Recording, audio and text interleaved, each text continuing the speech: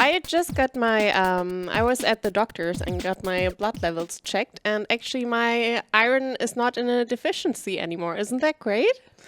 Yeah, So, it is pretty great. I mean, iron is a metal, and I'm kind of morbid, so the next game we're gonna play is Morbid Metal. Yeah, the introductions get better and better. I hope, Felix, you are satisfied with how we addressed your game and started this slot. Welcome.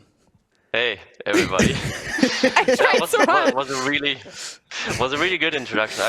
I mean, I haven't heard that before as an introduction. Yeah. So that, I mean, fair enough. Yeah. I'll take Points for that. creativity for sure. Yeah, I mean, it's actually true. It's actually a true story, though.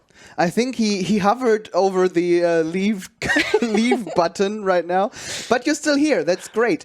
Glad to have you, Felix. You brought some B-roll material to look at with us together. Let's start the B-roll, and maybe you can tell us while we look at the first few minutes of it what we can expect from the game. Of course. Okay, yeah. So first of all, Morbid Metal is a hack and slash roguelike where you can shapeshift between different characters to, slaughter your enemies with really cool combos. You're going to see that in a second. You kind of can press a button like you would in a shooter game where you switch weapons, but instead here you can switch the entire character and basically shapeshift into a different one. And then each character has abilities, and you can use them to create really cool combos that you slaughter your enemies with, right? We're all about action-packed gameplay and just having fun with some badass action robots and robot samurais that are just kind of destroying other robots, really. That's what we're doing here. Yeah. And yeah. I just wanted to say that it's very fast-paced, and I understand now because background info, backstory here. You gave us B-roll material last year at the Games Made in Germany event. I played the game myself, and I quote. He said, "Let's look at some B-roll because the game should be played by players that are good at the game." To showcase it the best. I understand now why you said that, because what you show here is pretty impressive. Like changing the what is it? Are we a robot ourselves? Changing the appearance, the character mid-air to do another combo is pretty cool. Yeah, exactly. We are essentially playing an AI that is kind of like trapped in a machine learning simulation kind of thing where it is kind of iterating and trying to learn the ropes of this combat. And exactly, you just chain abilities to one another. It's very fast paced, and it's mechanically not too casual. I mean, you can go you can get some way by just mashing buttons for sure, but at some point you will need to deliberately do certain actions with certain combos in mind to get very far. So it's aimed and I'm at very sorry. No problem. Yeah. It's aimed at the try-hard players, right? So it's like I wouldn't say so. No, it's not that difficult. I mean, it is a little mechanically challenging at the start, but we did numerous tests with different groups of players, and it's definitely very achievable to get into it after a short while. It's just a little tricky to get used to it at the very beginning, just because you need to be, think about, you have multiple characters and they all have their own abilities.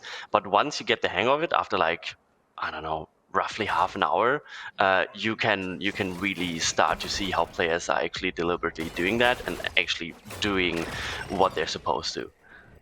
So it's not that try hard actually. I mean, it's a roguelike after all, so roguelikes are in general not that easy, but it's definitely achievable. And that's kind of what we want as well, right? We don't want to give players the hardest of times, although we definitely need to give them a challenge. But one essential thing that is really important for us is we want players to have fun. And for that, we also want them to, for example, after a long day at work or wherever, go home, have some really cool time with just slaughtering enemies and just forget about whatever is going on and just have a good time. And for that, we definitely don't want to exclude less talented players, for example. Yeah, I feel very included right now in the player base. You said we want and we try. You developed the game solo for some time, right? Now you say we. What changed? Exactly. So starting off, when I first worked on the project, that was actually still in university as like a side thing, and that kind of got bigger and bigger. And at some point, especially when I started, posting stuff on social media to see if I'm the only one that is really into this. I mean, at the start, I really just developed the game kind of for myself because that's something I really wanted to have as a game, but that wasn't out there. And that kind of transitioned to becoming a way bigger thing than I originally anticipated. And publishers were contacting me. People wanted to see if there's a possibility to make this a little bigger and actually, form a studio around this. And that's what I did. So I negotiated a publishing deal and formed a studio. And now we are a small studio working on the game, led by me. And it's really cool. It's really cool to go from solo to studio for sure in numerous ways. But it's really cool to have other people that are also passionate about the project, also working on them and have their own thoughts and ideas and ways of how they see the game influence the product in the end. And it's a really fun thing. And I love my job, actually. It's awesome. How many people are working on the game now, and how is it different for you personally to work on it now? So it fluctuates because, I mean, we do have a creative core of 8 people, but we, of course, also work with freelancers here and there. So at our peak this year, for example, we were 16 people, but that was only for like 2 to 3 months. But usually it's around 8 to 10 people working on the game. That's a lot of people working on a game. Like from 1 to 8 to 16 people. I know lots of indie studios who like developed a game with 3 people for 17 years or so. And now you just jumped from 1 to 8 to 16. The game really must have like caught the attention of some really powerful people. Yeah, I mean, it definitely wasn't like going from from 0 to like 300 or something.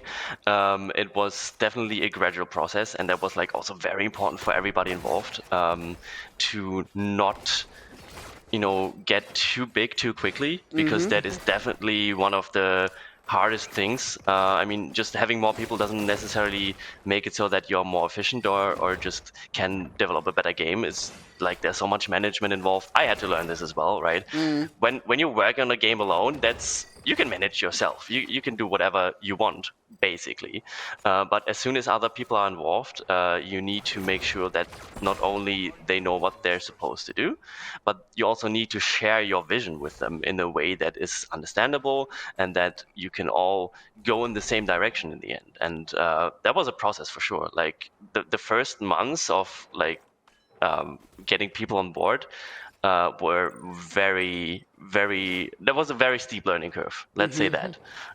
Mistakes were made and things didn't work out right off the bat. And we definitely had to get bigger as a studio bit by bit. So for the first 6 months, we were like 3 to 4 people, and then gradually increase the headcount with whatever position we needed to fill to get assistance. And that was the only way we could even get to this point where we are now with 8 to 10 people most of the time. Because if we would have just hired 10 people right off the bat, I think this whole thing would not exist anymore, and we would have failed miserably, because nobody would have, especially me, I wouldn't have known what I was doing, right? I went from solo dev to leading a team. That's a whole different thing than actually making a game.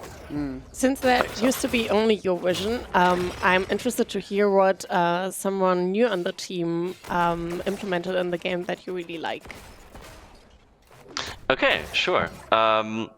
So especially visually, like the start of the team process or team building process was a lot of artists coming on board. So that's where it started, and we, for example, implemented something called the void. You could see that right at the start of the video. It's basically a layer underneath the training simulation that the player is playing in. It's a whole narrative concept that we're going into, but this void is a place that the player returns to frequently throughout the game, not only for story but also for gameplay and additional content. And it's definitely something that was not initiated by me. In the end, it was a team effort that we kind of grew into. So it was well, the idea came from our narrative designer, and we kind of took that and saw, okay, this is a really cool concept and it fits really well into this world. How can we leverage this gameplay-wise as well, right?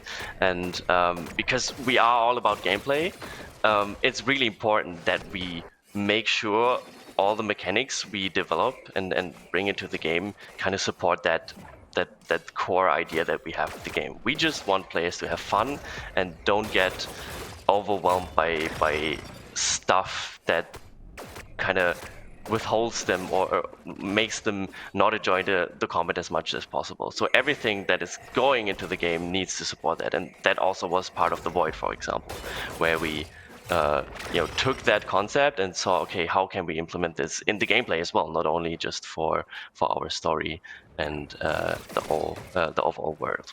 So yeah, that was, for example, one thing. Yeah. Talking about adding stuff into the game, what are the next steps in the development process? And maybe after that, when can players get their hands on the game within an early access or demo or stuff like that?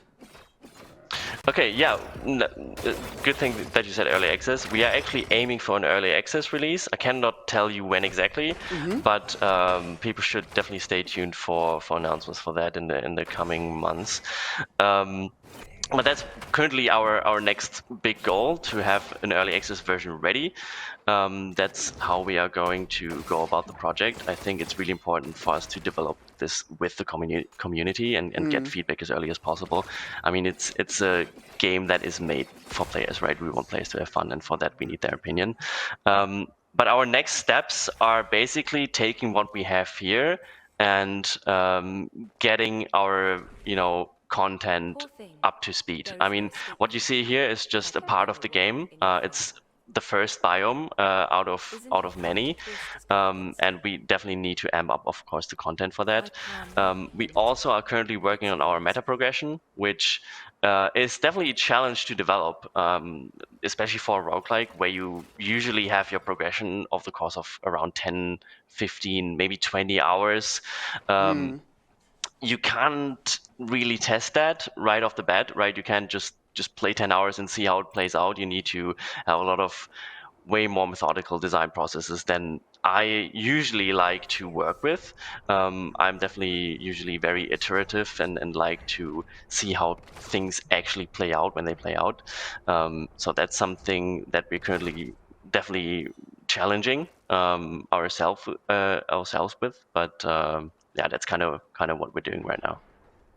Awesome. And also, one thing, if you are going to be visiting Dokumi in a couple days, you will actually be able to play this version of the Morbid Metal right there. It's the first time we actually let the public play any part of Morbid Metal, and I'm really excited to see what people think about it.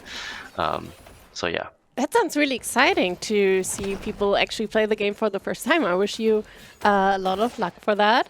Is there anything that you definitely want to tell people now that we are at the end of the slot? I would definitely want people to wishlist the game, of course, and keep an eye on it. I hope the gameplay excites you just as much as it excites me.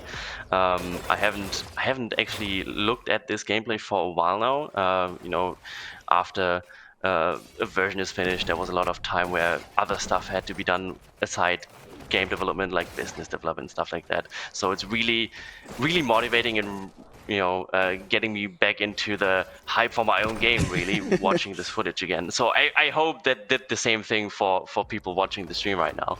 And if that is the case, definitely let me know. Let me know what you think about the game. And yeah, be sure to stay tuned for additional news regarding a possible demo or early access in the coming time. So yeah. Thank you so much for showing us your game. You heard it here. Wishlist the game now. It's Morbid Metal on Steam. Thank you so much for your time. Thank you for having me.